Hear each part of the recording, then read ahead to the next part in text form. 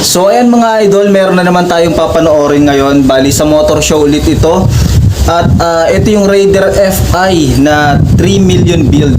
So mga idol, paki-follow nyo din si Team Labus Vlog para sa video na ito. Salamat. Okay, panoorin na natin.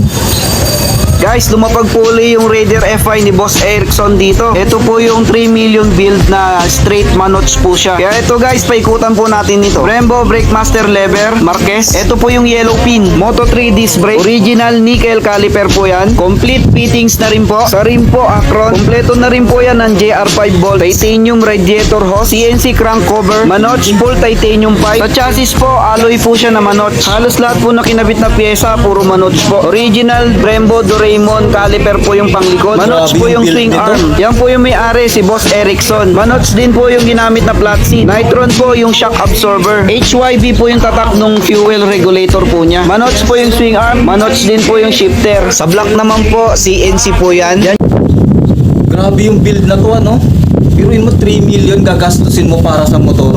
Pero iba kasi talaga yung pakiramdam kapag ka mahilig ka sa motor show. Talagang ang sarap sa pakiramdam kapag nakaka-build ka ng ganito. Ito, tuloy natin. Nyo po makikita yung builder po. Shoutout po pala kay Super 5E XPK ka pala. Nakita nyo naman guys, sa bolts pa lang talagang ginastosan na. Naka-black magnesium stabilizer na rin po. Original Honeywell switch, tsaka Brembo left lever. Grabe guys, sa piyesang nakakabit. 3 million peso build po ito, pero alam ko marami pong nagtataka at hindi naniniwala. Marami po kasing hindi nakakaalam sa mga presyo ng mga piyesa. Sumali na rin po yan ng King of Kings dati. Yung ibang lumalapag po, alam po talaga na ganun ang mga presyo po ng mga nakakabit po na yan.